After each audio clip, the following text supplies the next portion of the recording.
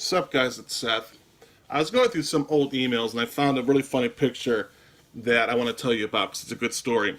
So back in July 4th of 2010, this dude I know named Tony invited me and Anthony out to his house for a 4th of July fireworks display. Now, he never told me the exact address of the house. He just said the name of the road and the city that was in, which is a very vague way of telling me where to go.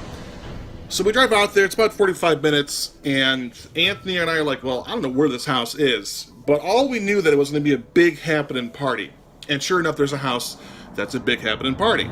And so we pull up, park the car, and remember that scene in Home Alone when Joe Pesci in the very beginning is dressed up like a cop and is just like impersonating and walking around asking for Peter McAllister? That's what it felt like, because there's people running around, there's kids running around, and there's like 100-some people at this party. It's really big. And we're like, you know a Tony? Anyone here know a Tony? And I was like, no, we don't know a Tony, but come on, come hang out with us. And we're like, that's okay. And eventually someone's like, okay, I'll go get the host of the party. And as that person does that and they walk away, again, a big group of people walk past us and go, hey, come on, we need more people, we're going to go play volleyball. And me and Anthony are like, we don't know you. Like, no, we're not going to do that. Well, the host of the party eventually comes back and finds us. She goes, hey, there's no one here by that name, but you're more than welcome to stay here and hang out with us and enjoy the food and celebrate the holiday. And we're like, well, fine, fuck that, we will. And we do. And we stick around for about a half hour or so. We just made up lies about ourselves. We made up fake names. One guy was complaining to us that his neighbor cuts his lawn every day at 7:30 a.m., but then 2 seconds later was totally in agreement with his neighbor's decisions of doing that, which made no sense. And so Anthony and I are like, well, how do we leave this party? Like, we don't know anybody here. It kind of sucks. It's weird.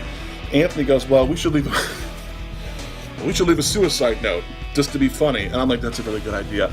So we go back to my car, rip out a piece of paper, and this is what we leave them. We write, thank you for letting us stay at this party. We decided before we came here tonight that the party we were going to would be the last party we would attend right before we kill ourselves. Goodbye. So we wrote that, we left it in their mailbox, assuming they would realize it was probably those two weird guys that no one knew. It was never in the news. We read the local news, nothing, and I told Anthony we should go to the exact same party next 4th of July just up as ghosts and see if anybody would put two and two together. And also that guy who invited me to his party, I think didn't want to invite me to his party, just did out of some weird reason, I don't know.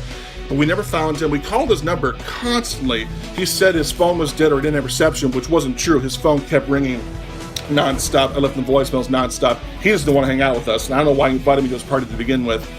But that's the story. I hope you guys liked it.